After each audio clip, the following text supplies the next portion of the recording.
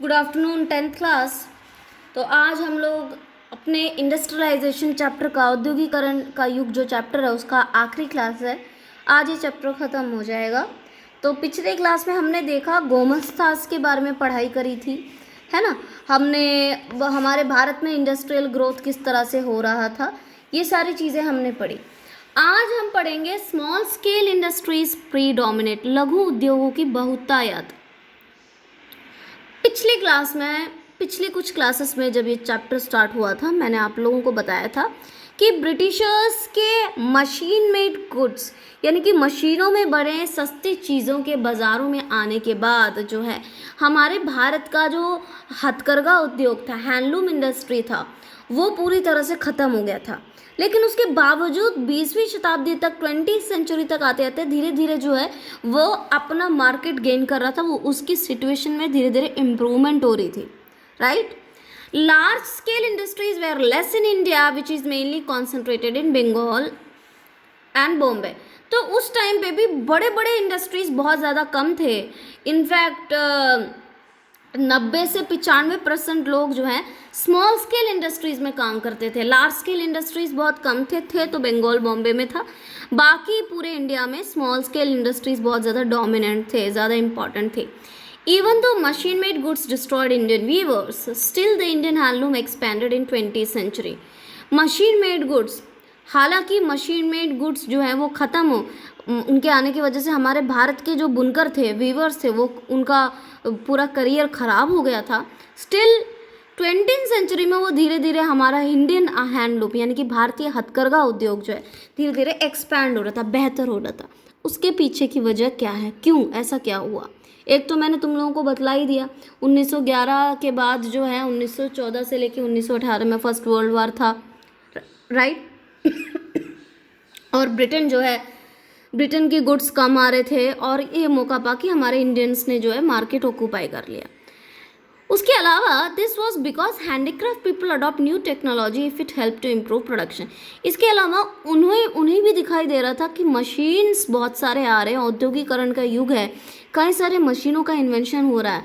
तो जो थोड़े बहुत छोटे मोटे इन्वेंशंस थे जो बहुत ज़्यादा महंगे नहीं थे, जो नए नए तकनीक थे, वो उन्होंने हमारे भारत के वीवर्स ने, हमारे भारत के हथकरघा उद्योगों ने वो नई टेक्नोलॉजी यूज़ करना स्टार्ट किया, जिससे कि उनकी प्रोडक्शन में बहुत ज़्यादा इम्प्रूवमेंट हुआ। और एग्जाम्पल के लिए उन्होंने फ्लाइंग शटल बनाया, they start using it. Flying shuttle invent हुआ और बाद में इंडियंस ने उसे यूज़ करना स्टार्ट किया। ना व्हाट इज़ फ्लाइंग शटल, कभी गूगल पे देखिएगा, इसमें लिखा है फ्लाइंग शटल, देखो आपके टेक्स्ट बुक में। It is a mechanical device use for weaving moved by means of ropes and police.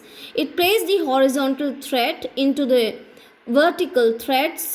The invention of flying shuttle made it possible for weavers to operate large looms and weave wide pieces of cloth. तो flying shuttle एक ऐसा machine था जिससे कि आप जो है आप वीव कर सकते थे अच्छे से, आप जो है थ्रेड को बना सकते थे और उसका लूम बना सकते थे, और इजीली ऊपर नीचे हॉरिजॉन्टल होता था, वर्टिकल होता था। उससे क्या होता था कि ईजिली आप कपड़े बना सकते थे। नेट में देखिएगा हैंड फ्लाई शटल क्या है, तो उसका पिक आपको और अच्छे समझ में आएगा। फ्लाई शटल एक तो इन्होंने जो है यूज़ करना शुरू किया हमारे इंडिया के वीवर्स ने। Also the mills could not imitate specialised weaving. इसके अलावा मैं अगर आपको बताऊं, बहुत सारे जैसे हमारे इंडिया में तभी से बहुत सारा अलग अलग किस्म के कपड़े बड़े फेमस थे, जैसे बनारसी साड़ी है, साउथ की अलग से अलग टाइप की साड़ीज़ हैं, कढ़ाई बुनाई का वर्क बड़ा फेमस था हमारे इंडिया में। और वो जो हैंड का काम होता है ना, जो वीविंग काम होता है, जो हाथ से जो सफाई आती है, वो मिल्स उतने कॉम्प्लिकेटेड डिज़ाइंस नहीं बना सकते थे। तो इसलिए जो अपर क्लास के लोग थे खासकर, वो लोग क्या करते थे, वो यही प्रेफर करते थे। जो स्पेशल वीविंग जो हमारे इंडिया के लोगों ने जो अपने हाथों से बनाया वो ज़्यादा सुंदर लगती थी, तो वही प्रेफर करते थे। तो धीरे धीरे अब हमारे इंडियन इंडस्ट्री भी हमारे इंडियन हैंडलूम इंडस्ट्री भी धीरे धीरे बेहतर हो रही थी। नेक्स्ट है मार्केट फॉर गुड्स, वस्तुओं के लिए बाजार। देखो इसमें क्या है, advertisement played an important role in expanding the markets. आपको पता है एडवर्टाइजमेंट किसी भी प्रोडक्ट को बेचने के लिए बड़ा ही इंपॉर्टेंट होता है।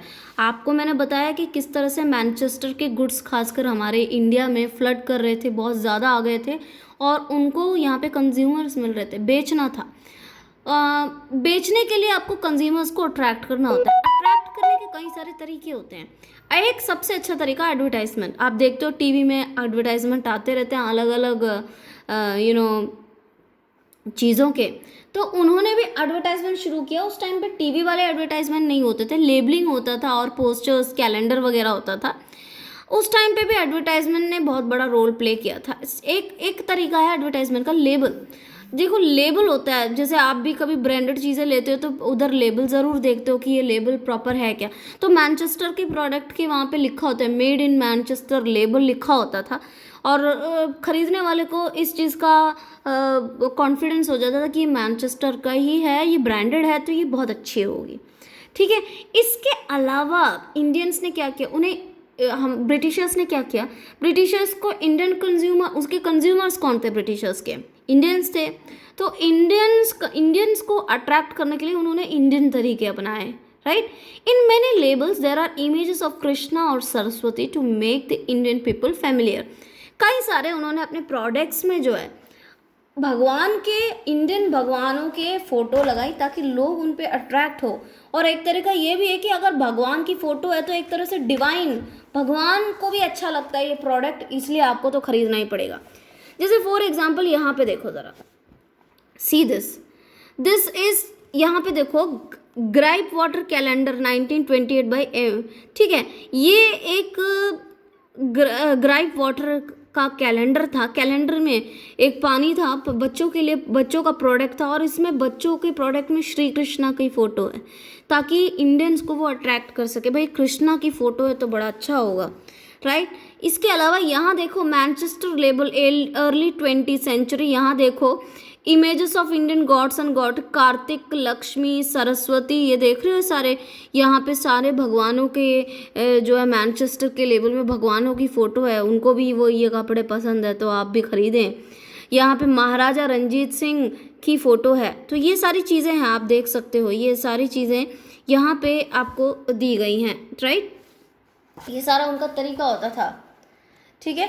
इसके अलावा यहाँ पे देखिए बड़ी अच्छी फ़ोटो है, यहाँ पे देखो ज़रा, सनलाइट सोप का कैलेंडर है। ये कैलेंडर होता है, कैलेंडर में ये एडवर्टाइजमेंट बहुत देते थे उस टाइम पे क्योंकि कैलेंडर हमेशा घर में टंगा रहता था, लोग देखते थे आते जाते।